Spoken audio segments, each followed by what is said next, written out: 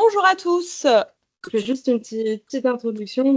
Merci beaucoup à tous d'être venus au lab et puis à tous ceux qui sont sur Teams pour du coup cette dernière table ronde avant l'été au lab qui est consacrée du coup à la campagne Support Don't Punish et plus globalement au sujet des politiques en matière de drogue qui est un sujet assez cher au groupe SES.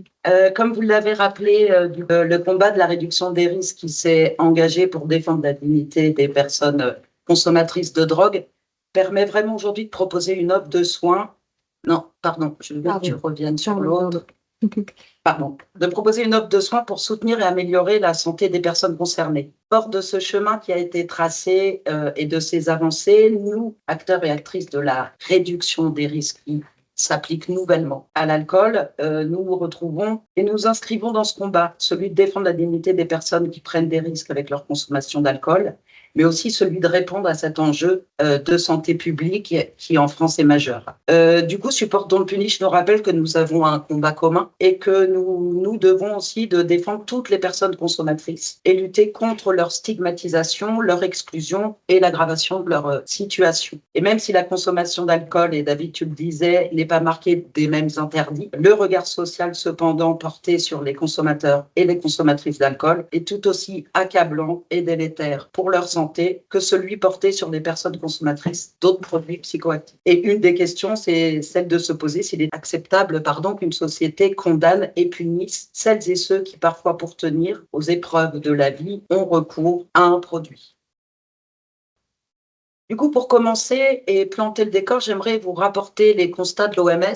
L'OMS dit que le trouble lié à l'usage dangereux d'alcool et de drogue est l'un des problèmes de santé et de société les plus stigmatisés. Et également insister sur le fait que la stigmatisation et l'exclusion nuisent gravement à l'état de santé des personnes. Le produit consommé est souvent loin d'être le seul responsable de l'aggravation des situations. En RDR Alcool, on aime rappeler que ce sont aussi les préjugés qui sont à consommer avec modération.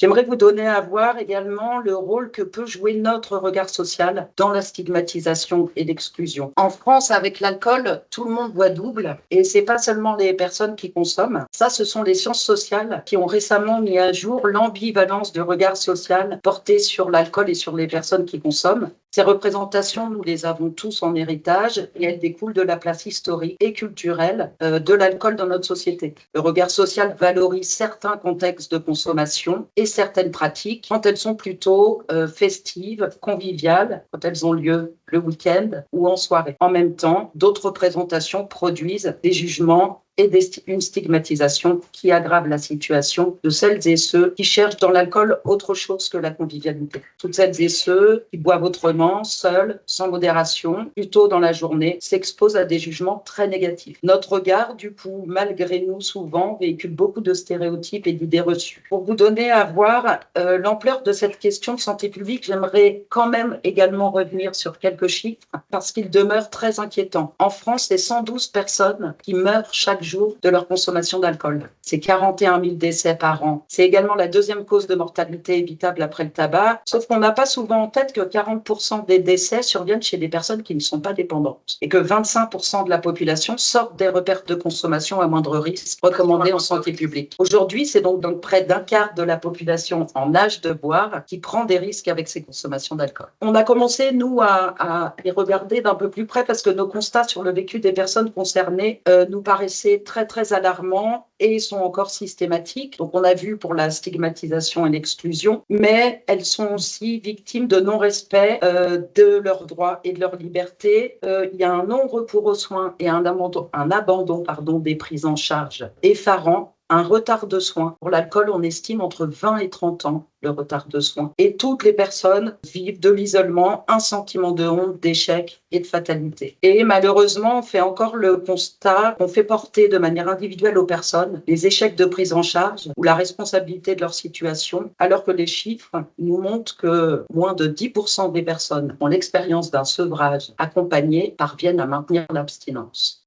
Alors du coup, pour ne plus stigmatiser, ne plus exclure, il faut commencer par reconnaître la fonction stratégique de l'alcool. L'enjeu, c'est d'imaginer un nouveau récit. Et du coup, la RDR Alcool propose d'opérer une bascule en regardant autrement la consommation d'alcool et autrement les personnes qui consomment. Ce n'est plus la dangerosité et la toxicité du produit alcool, sans remettre en cause cet état de fait, mais ce n'est plus l'entrée en matière de la réduction des risques. Toutes les personnes concernées savent que consommer de l'alcool comporte des risques. En RDR Alcool, la porte d'entrée n'est pas non plus l'arrêt et l'abstinence, mais plutôt de pouvoir considérer et agir sur les raisons du recours au produit, et ceci sans jugement. Du coup, pour ce faire, nous rappelons que la consommation d'alcool est d'abord une solution trouvée à un moment donné, à défaut d'en avoir une autre à sa disposition, parce que les personnes ne se trompent pas, et surtout elles ne consomment pas et elles ne boivent pas pour se faire du mal ou devenir alcooliques à la longue. C'est une stratégie d'adaptation et de compensation non idéale, risquée, mais qui toujours permet de pallier à des situations qui sont difficilement soutenables autrement. Avec l'alcool, aujourd'hui, l'enjeu, c'est donc de proposer des espaces de dialogue sans jugement et surtout sans tabou. Parce que concernant l'alcool, il y a encore un tabou à l'œuvre. Et il est urgent de pouvoir libérer la parole sur les consommations et sur les risques qui y sont associés. Et pour lever le tabou et rendre possible une parole, un nouveau récit est nécessaire, ainsi qu'une nouvelle manière de nous adresser aux personnes concernées pour qu'elles ne se tiennent plus à distance de nos dispositifs d'aide et de soins. Alors pour guider cette bascule et lutter contre la stigmatisation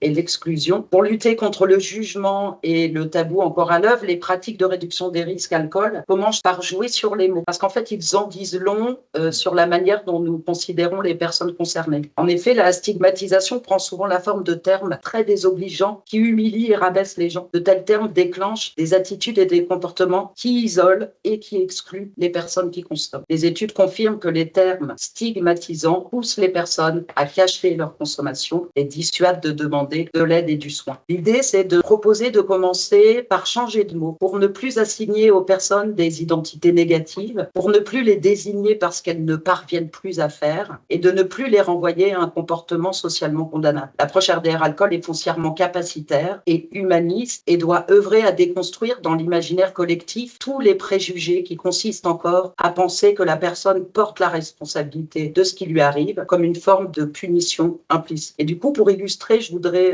regarder avec vous quelques mots qui sont à reconsidérer et que souvent nous employons sans trop les questionner. Et là, l'idée, c'est de pouvoir changer de récit, d'envoyer d'autres signaux aux personnes concernées pour tenter de changer de cadre théorique. Donc, au mot problème d'alcool qu'on entend toujours, en RDR, on va plutôt lui préférer celui de solution. À l'habitude, combien vous consommez, qu'on peut poser aux personnes concernées. On va lui préférer de poser la question comment vous consommez pour pouvoir accéder aux risques qui sont pris en cours. En face de l'objectif d'arrêt et d'abstinence qui est pour nous un idéal hors sol, inatteignable pour la quasi-totalité des personnes concernées, la RDR est beaucoup plus pragmatique et elle propose aux personnes d'emprunter un autre chemin qui guide la recherche de solutions concrètes d'amélioration qui seront testées dans la vie réelle. Pareil, il y a un autre mot qu'on véhicule et qu'on entend souvent quand on parle des personnes qui sont en difficulté avec leur consommation d'alcool. Et du coup, l'idée derrière ce mot, et le mot de déni qui est souvent employé, on préfère nous penser que la personne a bien raison de cacher et de dissimuler ses consommations parce qu'en fait, c'est une stratégie de protection qu'elle met en place pour faire face à la pression d'un regard social qui la guette d'une mort sociale.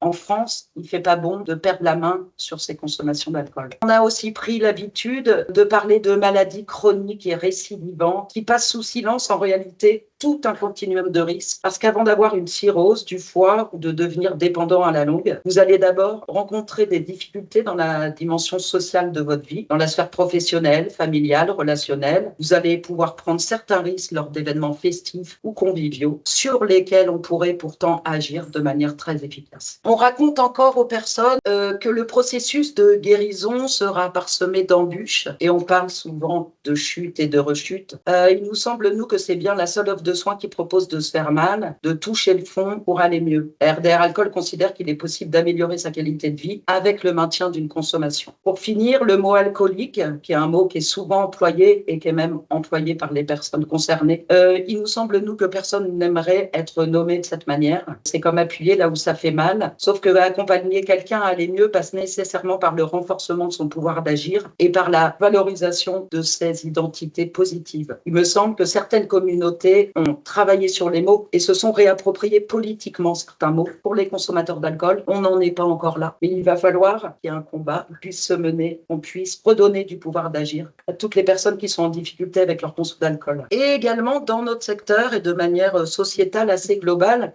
il y a une évolution générale des dénominations vers des terminologies beaucoup plus positives, orientées vers le commun, non excluantes, non stigmatisantes, où chacun et chacune est concerné à des niveaux différents. L'idée, c'est de tendre vers une société beaucoup plus inclusive. Et si on regarde, et on pourrait s'inspirer de mots comme la santé mentale, la santé sexuelle, la solidarité, l'entraide, la santé des populations. Des initiatives, il nous semble, nous, que telles que Support Don't Punish contribuent à renforcer et à étendre la dynamique positive et inclusive promue par la réduction des risques qui intègre les pratiques de consommation dans nos cultures et nos modes de vie. Cela nous oriente vers une approche de santé globale en matière de consommation pour que nous tous ensemble faisions émerger enfin une politique de santé des consommations. Et je veux bien la dernière petite diapo. C'est juste pour... Merci, Emmanuel.